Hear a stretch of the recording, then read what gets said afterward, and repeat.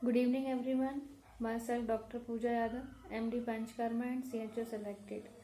आज first lecture है। ये शुरू हो रहा है नेशनल हेल्थ प्रोग्राम पे। इसमें 10 मार्क्स का आना है। तो सबसे पहले आते हैं वर्ल्ड हेल्थ ऑर्गेनाइजेशन पर। ये कब लॉन्च हुआ था या कब बनी थी, तो ये तो सभी को याद रहता है। 7 अप्रैल 1948 में बनी थी ये। उसका हेडक्वार्टर कहाँ पे है? जेनेवा पे। बट इसमें कौन सी चीज़ अपन को याद रखना है कि इसमें 6 रीजन होते हैं। इस पर भी पूछ जाती है कि इसके कितने सेंटर है मेन, तो 6 रीजनल सेंटर हैं। इसमें इंडिया किस में आता है? साउथ एशिया में। और उसका हेडक्वार्टर कहाँ पे? दिल्ली में। तो कभी कभी ये भी पूछ लिया जाता है कि इंडिया जो आता है साउथ एशिया में, तो उसमें कहाँ पे हेडक्वार्टर है? तो दिल्ली में। ये इसे ऐसी रीजन कहते हैं ना। वैसे इसके 6 रीजन है। फिर आते हैं अपन किस पे? आला माटा पे। तो ये आला माटा क्या है? एक मतलब हेल्थ के लिए डिक्लेरेशन किसी ने स्टेटमेंट दिया था। वो कब हुआ था?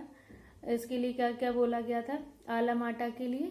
कि 2000 में बोला गया था कि हेल्थ फॉर ऑल। ये भी पूछा जाता है ईयर, किस ईयर में बोला गया था हेल्थ फॉर ऑल? ये तो 2000 वाले ईयर में बोला गया था।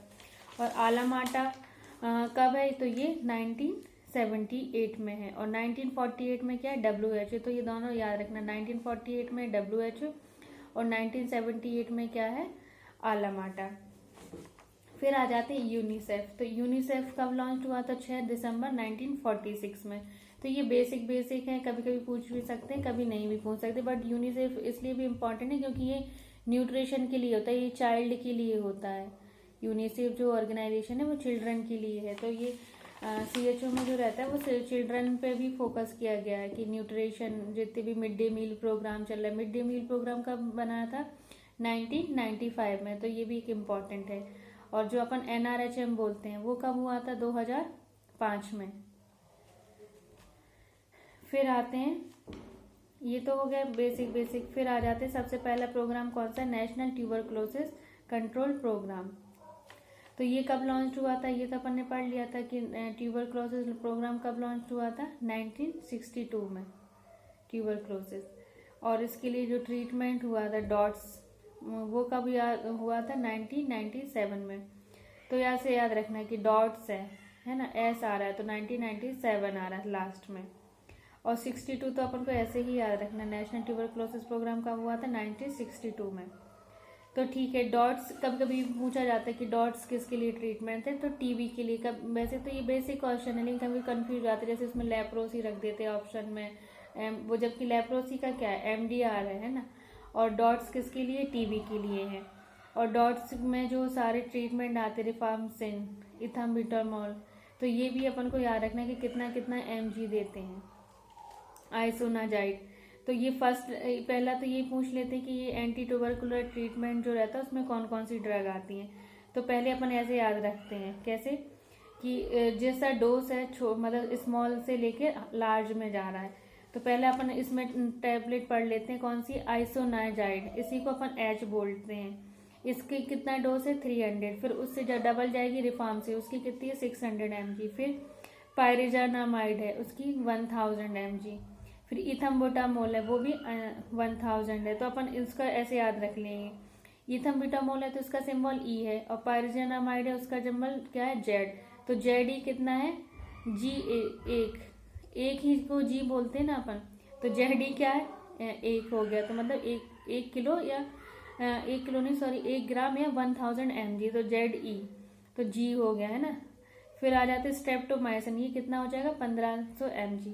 तो ये किसमें कभी कभी डोज पूछ लेते हैं ना, तो ये इंपॉर्टेंट है। आइसोनाजाइड कितना है? 300 mg। फिर आइसोनाजाइड से डबल क्या हो जाएगा? रिफार्मसिन। फिर उसके बाद ZE, G होना है, एक ही होता है G। तो Z से क्या हो गया? पायरिनाजामाइड।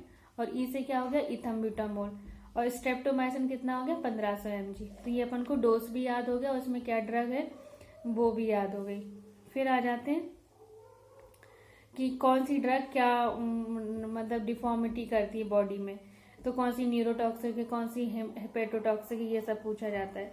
तो देखो आइसोनाजाइड जो रहेगी वो क्या रहेगी? ये अपना मतलब न्यूरोटॉक्सिक भी है और हेपेटोटॉक्सिक है। तो ये NH है आइसोनाजाइड।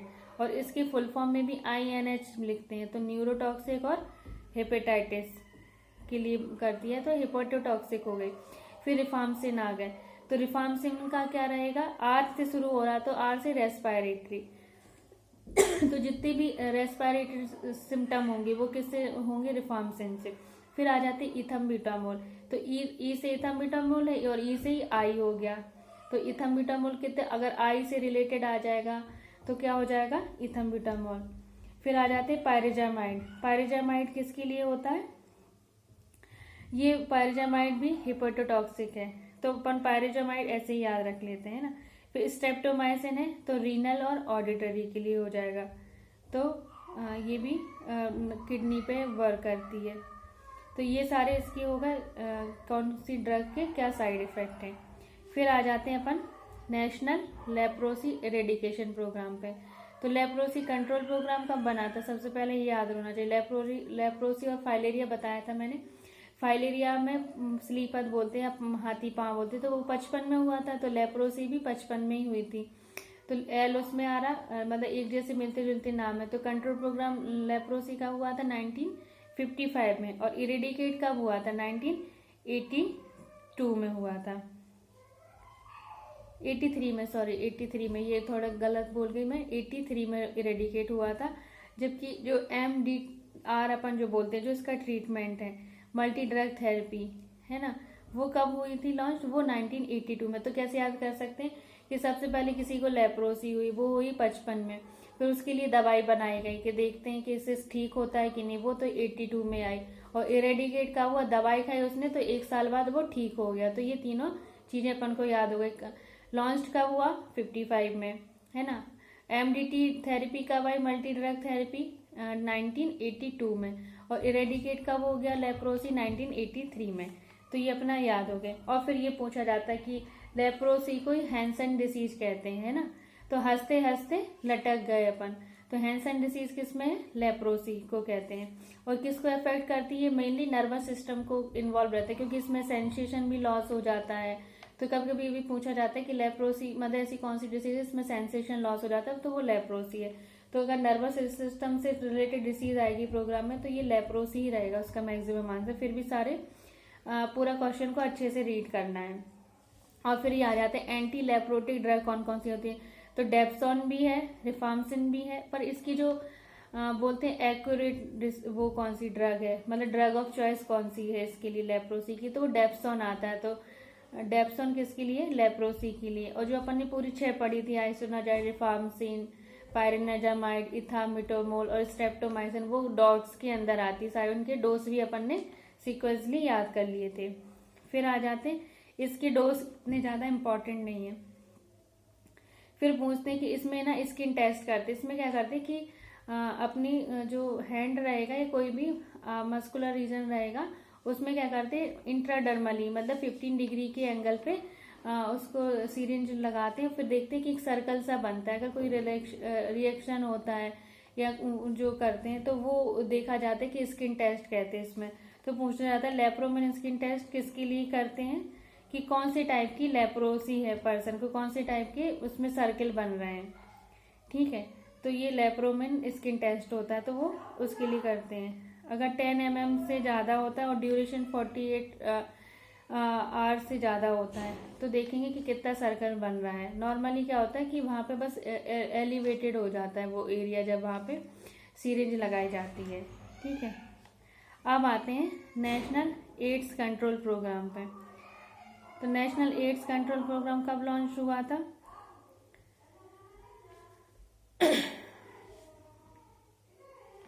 2007 में लॉन्च हुआ था। नेशनल एड्स डे बोलते हैं 2007। नेशनल नार्को जो ऑर्गेनाइजेशन है वो भी 2007 में आई थी, नेशनल एड्स कंट्रोल ऑर्गेनाइजेशन, ठीक है। और एड्स डे कब होता है, 1 दिसंबर को होता है।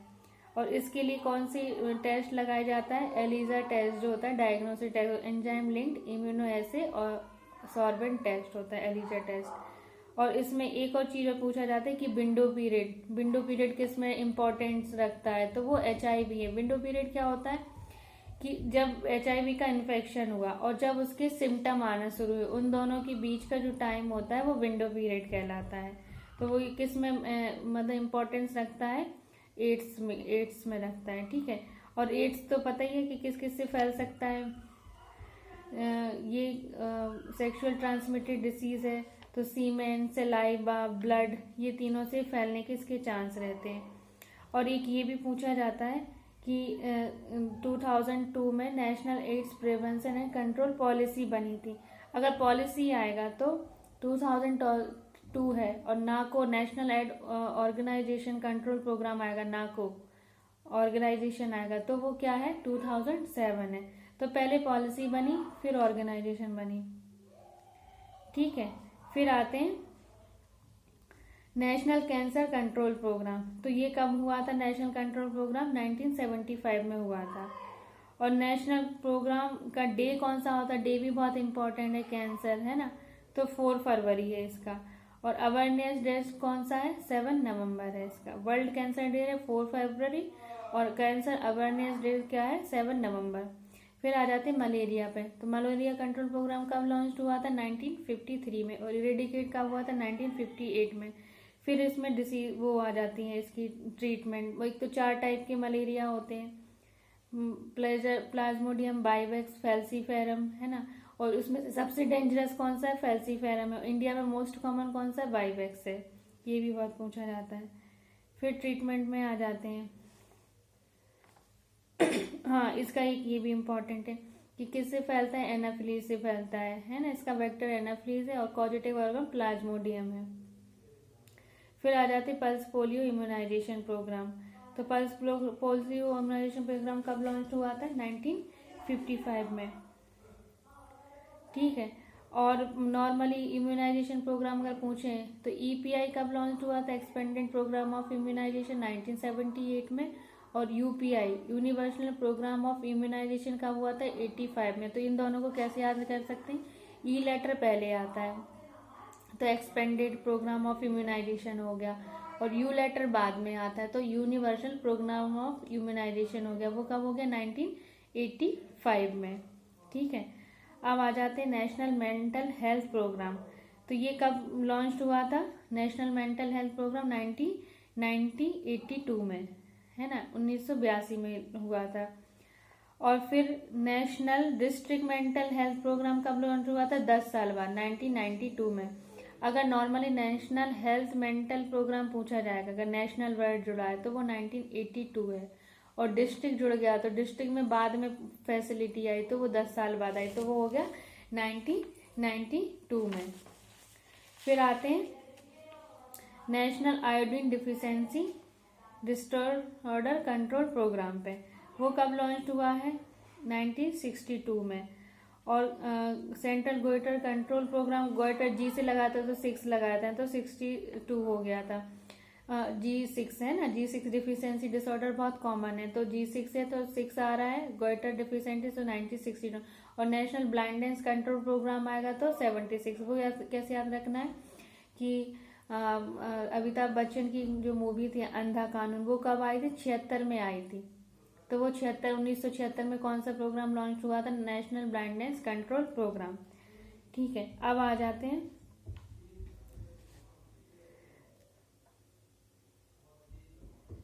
National programme for prevention and control of deafness. ये तो लास्ट में पढ़ेंगे, है ना, वो सीक्वेंस से याद करना। फिर आ जाते हैं फाइलेरिया कंट्रोल प्रोग्राम पे। तो फाइलेरिया को हाथी पांव बोलते थे, तो ये कब हुआ था? 1955 में। और फिर इसका इरेडिकेट कब हुआ था? 2015 में। हाथी पांव क्या होता है? इसमें जो लिम्फेटिक वेसल होती हैं उनमें प्रफ्यूजन हो जाता है, तो पूरी बॉडी में स्वेलिंग आ जाती है, और इसके लिए एक ड्रग भी दी जाती है। इसका कॉजेटिव ऑर्गेनिज्म पढ़ लेते तो वाउचेरिया पेनफ्रोक्टाई है, और क्यूलेक्स से फैलता है।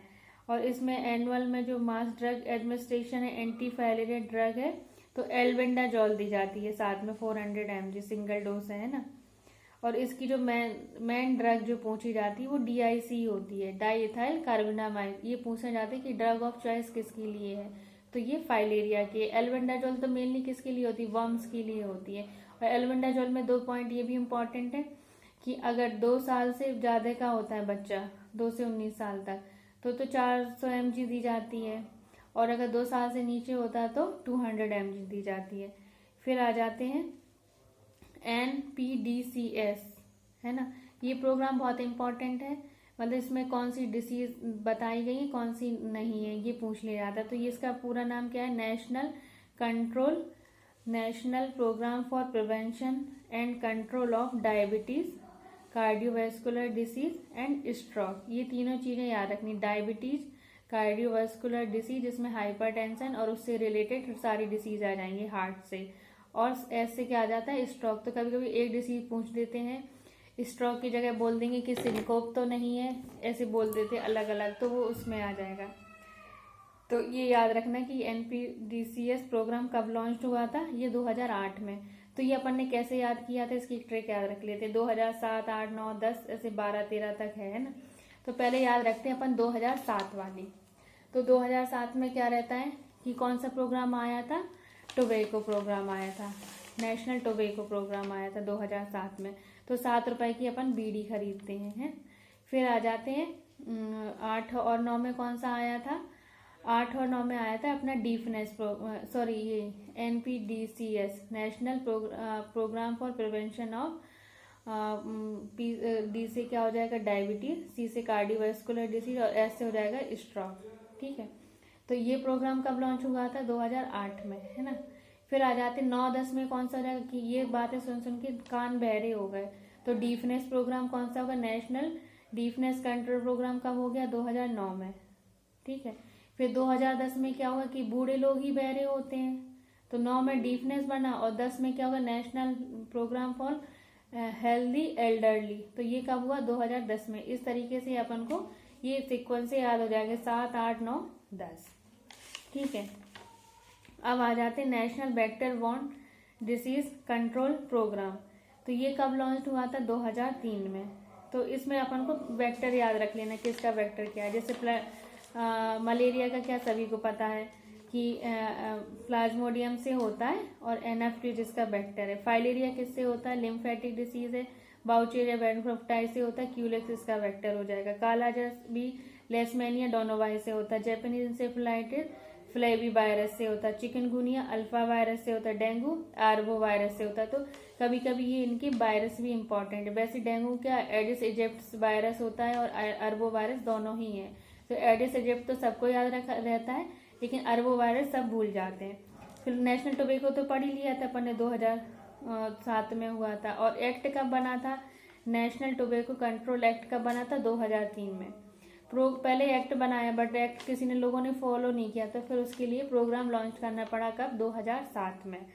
ठीक है, ये तो हो गए सारे प्रोग्राम। और इम्यूनाइजेशन आते हैं। इम्यूनाइजेशन का तो अपन ने पढ़ ही लिया था कि इम्यूनाइजेशन की जरूरत क्यों पड़ी थी, क्योंकि बहुत सारी डेथ हो रही थी इंडिया में, इसलिए इम्यूनाइजेशन बनाया गया कि मतलब अपन डेथ की रेट को कम किया जाए, और जो उससे कॉम्प्लिकेशन होते थे वो भी उससे इम्यूनाइजेशन होने से उसके 50% चांस घट जाते किसी भी डिसीज की कॉम्प्लिकेशन होने से। जैसे डिप्थीरिया, पर्ट्यूसिस, ये 90s-50s के टाइम में एक एंडेमिक डिसीज थी।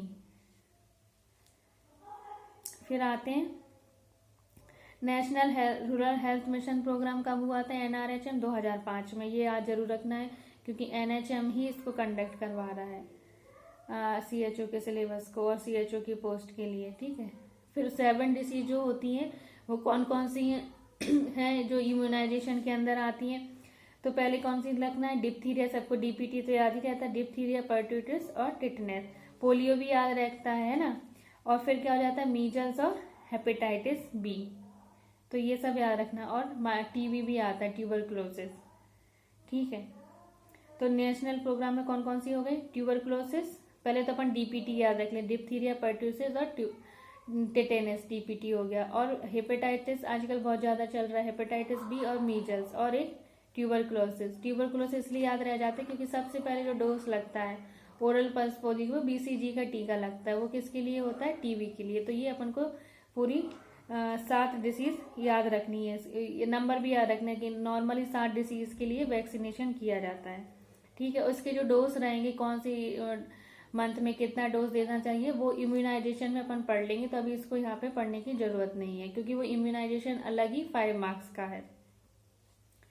फिर आ जाते हैं अपन national rural health mission programme, वो कब लॉन्च हुआ था, NRHM 2005 में। और NHM आएगा तो वो 2013 आएगा, नेशनल हेल्थ मिशन। ठीक है, फिर ये तो हो गया अपना सारा। और फिर कुछ कुछ इंस्टीट्यूट अपन याद रख लेते कि कौन कहाँ पे है। ठीक है, ये तो अपने सारे प्रोग्राम लगभग कंप्लीट हो गए। फिर एक साथ एक पूरे उसमें रिवाइज कर लेंगे। फिर सेंट्रल ड्रग रिसर्च इंस्टीट्यूट कहाँ पे है? CDRI लखनऊ में है। ठीक है, नेशनल एड्स कंट्रोल ऑर्गेनाइजेशन नाको कहाँ पे है? न्यू दिल्ली में है। तो न्यू दिल्ली में हो गई नाको वाला। फिर नेशनल इंस्टीट्यूट ऑफ न्यूट्रिशन याद रखना है, निन कहाँ पे है? हैदराबाद में है। ठीक है, हैदराबादी लोग देखते हैं अपन, मतलब बहुत ज़्यादा खाने के शौकीन होते, चिकन तंदूरी खाते रहते। तो नेशनल न्यूट्रिशन इंस्टीट्यूट कहाँ पे है? निन, वो हैदराबाद में है। फिर आ जाते हैं national institute of mental health and neuro science कहाँ पे है? बेंगलोर में है। ठीक है, फिर ट्यूबरक्लोसिस रिसर्च इंस्टीट्यूट कहाँ पे? TRC सेंटर अहमदाबाद में है। तो ये एक बार ऐसे ही रीड करना है नोट से, इनकी PDF मैं भेज दूंगी। ठीक है, आप सभी को, तो उससे रीड कर लेना। फिर आ जाते हैं अपन कुछ कुछ इम्पोर्टेंट पॉइंट पढ़ लेते कि किसको किस चीज़ से जानते हैं। तो father of the public health क्या है? कोलेरा है, क्योंकि कोलेरा क्या था? पब्लिकली फैलता था, एक साथ बहुत सारी जगह फैल जाता था। फिर स्लिम्स डिसीज किसको बोलते हैं? HIV को। इसको HIV को स्लिम्स डिसीज क्यों बोलते हैं? क्योंकि इसमें क्या होता है, आदमी अपन देखते हैं कि इसमें सारी मसल्स, सारा हेल्थ इशू बिगड़ता जाता है उसका। HIV का पहला सिम्टम ये होता है कि सडनली उसका वेट रिड्यूस हो जाता है, मतलब 5 किलो 10 किलो एकदम घटता जाता है। क्योंकि HIV में क्या होता है कि पूरे इम्यून सिस्टम जो रहता है उस पर अटैक करता है, जो वायरस होता है HIV वायरस। ठीक है, तो इसको स्लिम डिसीज बोलते हैं। और ब्लैक सिकनेस किसको बोलते हैं? काला अजर। तो अपन नहीं कहते काले पानी में डूब जाओ, तो ब्लैक सिकनेस किसको बोलते हैं? काला अजर को।